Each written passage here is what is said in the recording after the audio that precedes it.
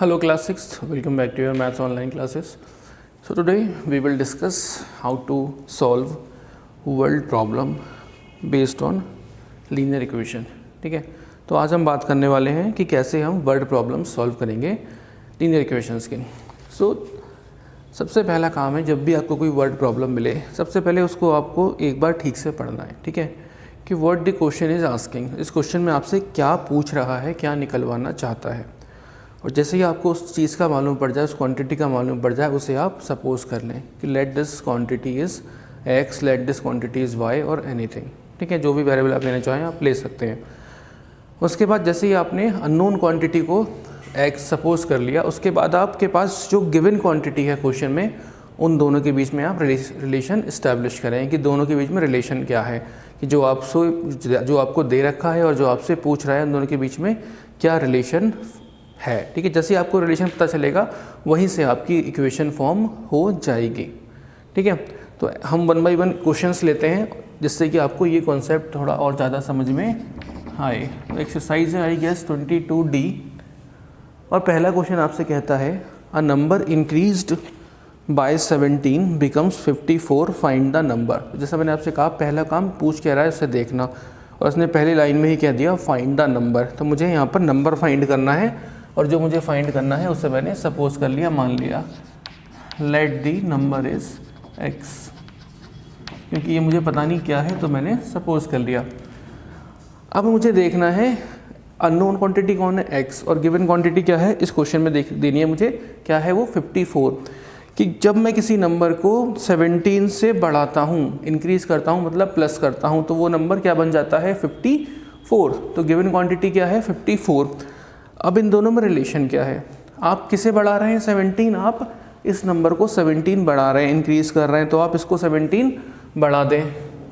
तो हमें क्या देखना है भाई, number increased by 17, number increase by 17. और जब ये नंबर 17 से बढ़ जाएगा तो कितना हो जाएगा x प्लस 17.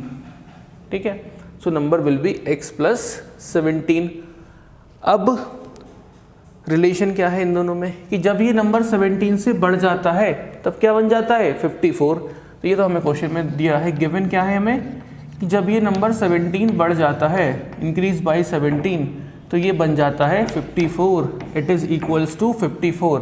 और यही हमारी लीनियर इक्वेशन फॉर्म हो गई. अब इसको सॉल्व करना आपको आता है.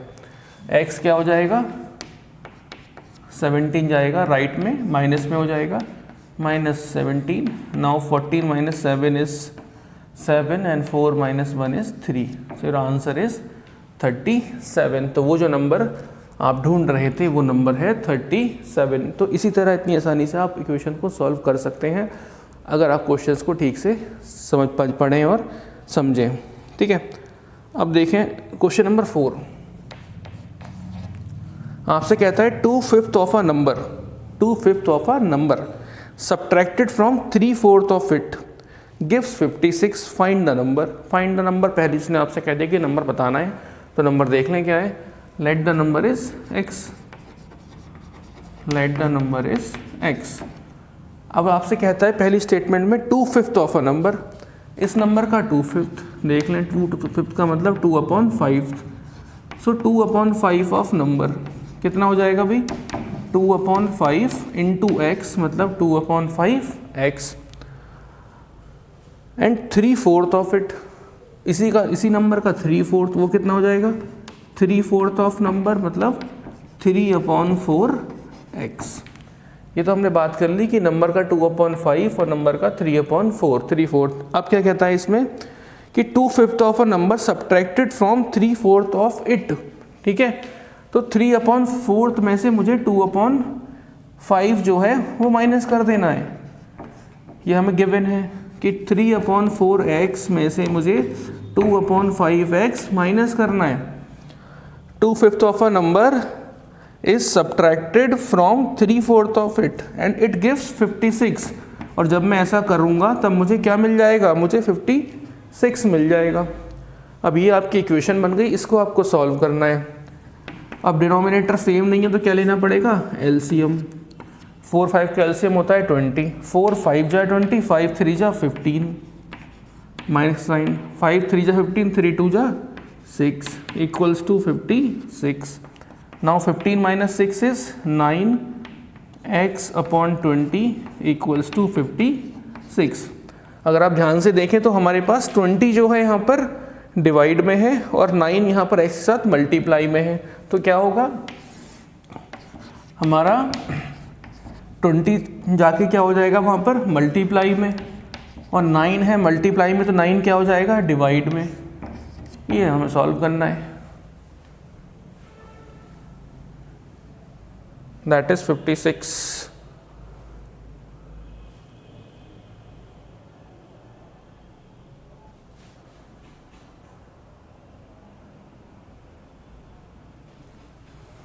यहाँ पे हमने गलत कर दिया, 5 4 जा 20 एंड 4 2 जा 8, ये 8 है, तो ये हो जाएगा 7 और ये है आपका 7, ठीक है। 4 5 जा 20, 4 5 जा 20, सॉरी 4 5 4 जा 20 एंड 4 2 जा 8। नाउ दिस इज 7 8 जा 56, तो क्या बचा यहाँ पर 8 इंटू 20 एंड 8 इंटू 20 इज 160। तो आपका जो नंबर है वो 160 है। 160 के 3/4 में से अगर आप 2/5 माइनस करेंगे तो आपको 56 मिल जाएगा। अब देखें क्वेश्चन नंबर 7।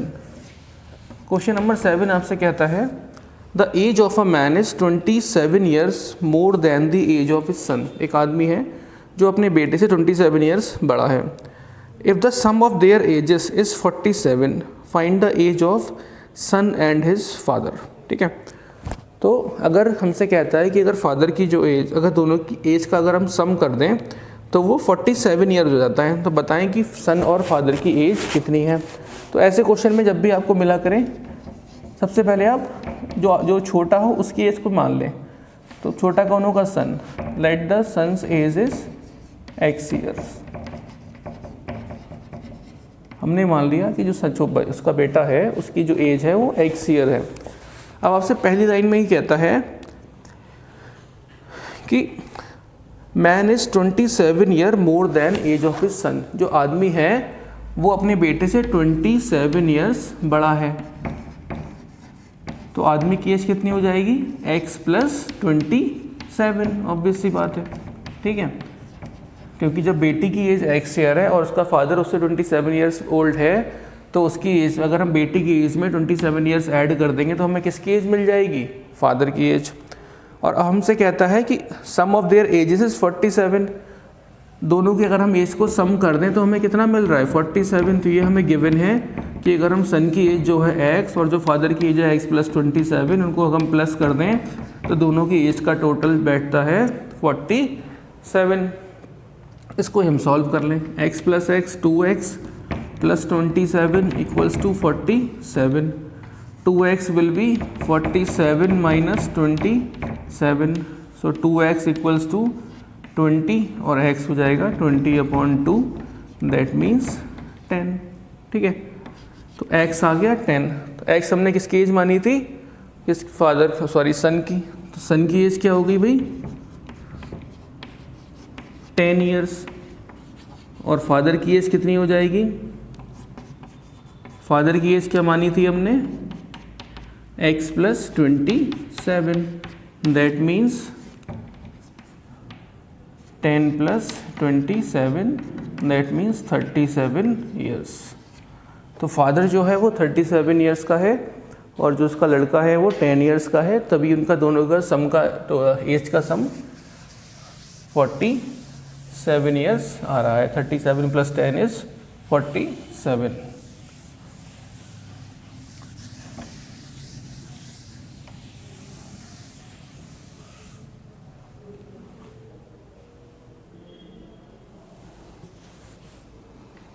क्वेश्चन नंबर 10 देखें।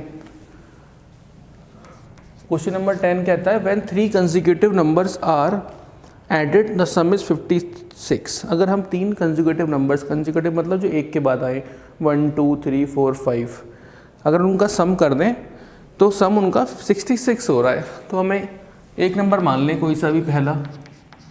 Let the first number is x। पहला नंबर है x। ठीक है।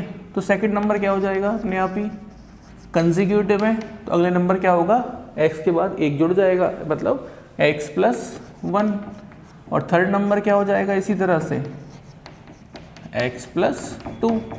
अगर ये 1 है तो ये 2 होगा और ये 3 होगा, ठीक है, x+1 and x+2।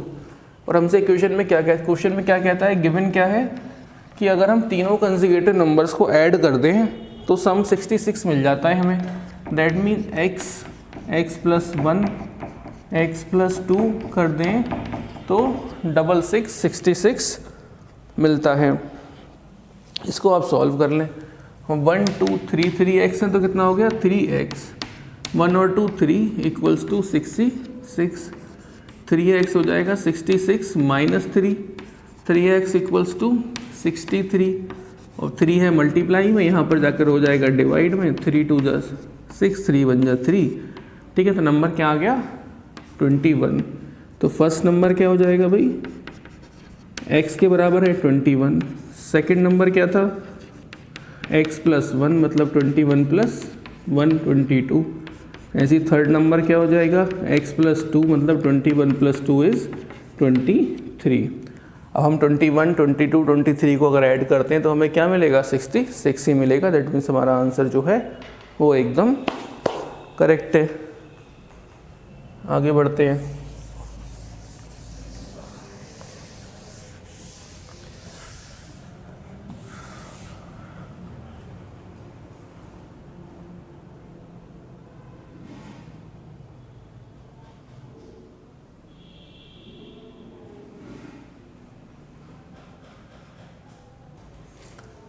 Question number 13 देखते हैं।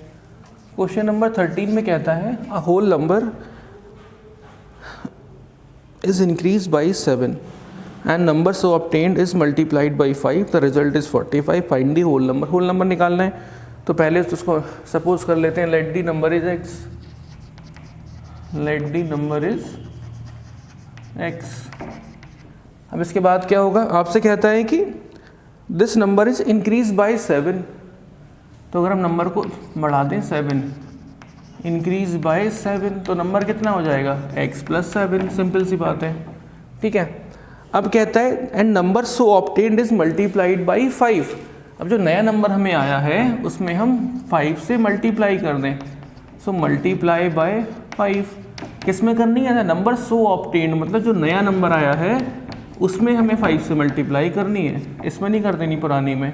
तो ये कितना हो जाएगा 5 × x इज 5x एंड 5 7 जा 35। इसके बाद हमसे कहता है द रिजल्ट इज 45। तो ये जो है किसके बराबर है 45 की, तो ये हमें गिवन है क्या 5x + 35 इज इक्वल्स टू 45। तो 5x क्या हो जाएगा 45 माइनस 35, 5x इज 10 और x इज 10/5 दैट मीन्स 2, ठीक है। तो हमारा नंबर क्या है 2। अगर 2 में हम 7 बढ़ा दें मतलब क्या हो जाएगा 9, और 9 की मल्टीप्लाई 5 से करें 9 5 जा 45। दैट मीन्स हमारा जो आंसर आया है एकदम करेक्ट है। आप अपने आंसर को चेक भी कर सकते हैं।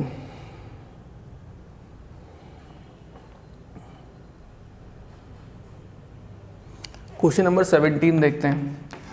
17 में कहता है the difference between the two number is 15 taking the smaller number is x। यहाँ पर उसने आपसे कह दिया कि स्मॉल नंबर को x मान लो, so let the smaller number is x। मैंने x ले लिया। अब क्या कहता है difference between two number is 15, मतलब दो नंबर हैं, एक छोटा है एक बड़ा है, उन दोनों का जो डिफरेंस है वो 15 है, ठीक है। तो अगर स्मॉलर नंबर x है तो बिगर नंबर क्या हो जाएगा, स्मॉलर नंबर x है तो बिगर नंबर क्या हो जाएगा, दोनों के बीच का डिफरेंस 15 है, ठीक है। तो एक नंबर अगर x है दूसरा नंबर क्या हो जाएगा x + 15, दूसरे नंबर में हम 15 जोड़ देंगे क्योंकि इन दोनों के बीच का डिफरेंस कितना है 15। इसके बाद कहता है एक्सप्रेशन फॉर लार्ज नंबर, ये तो बन गया। उसके द लार्जर नंबर बताना है, the sum of these number is 71। तो अगर इन दोनों नंबर्स का सम 71 है तो नंबर बताओ लार्जर वाला कौन सा है। तो x + 15 = 71। 1, x प्लस एक्स क्या हो जाएगा 2x और 71 माइनस 15, 2x कितना हो गया 11 minus 5 6, 6 minus 5 is 6 minus 1 is 5, तो ये हो गया 56। सो आया 2x इक्वल्स टू 56, तो x कितना हो जाएगा 56 अपॉन 2। नाउ 2 2 जा 4 एंड 2 8 जा 16, तो x की वैल्यू आ गई 28। तो 28 कौन सा नंबर हुआ, स्मॉलर नंबर, हमसे पूछा है लार्जर नंबर, ठीक है। सो बिगर नंबर क्या हो जाएगा, क्या माना था हमने x प्लस 15, तो 28 प्लस 15 दैट मीन्स 43, ठीक है। Bigger number is 43 and smaller number is 28। तो अगर आपको अपना आंसर चेक करना हो तो कर सकते हैं। आपसे क्या कहा था उसने कि इन दो नंबर का जो डिफरेंस है वो 15 है, इन्हें माइनस करके देख लें। 13 माइनस 8 इज़ 5, 3 माइनस 2 इज़ 1, 15 ही आ गया, दैट मीन्स आपके जो आंसर है वो एकदम करेक्ट है, ठीक है। तो इस तरह से हम वर्ड प्रॉब्लम्स को पहले लीनियर इक्वेशन में कन्वर्ट करते हैं, उसे कन्वर्ट करने के बाद आसानी से हम सॉल्व कर ले जाते हैं। तो आई होप आपको आज की वीडियो में समझ में आया हो कि कैसे हम इक्वेशंस फॉर्म करते हैं और उसके बाद उन्हें सॉल्व करते हैं, ठीक है। मिलते हैं अपने नेक्स्ट वीडियो में, till then take care, bye bye.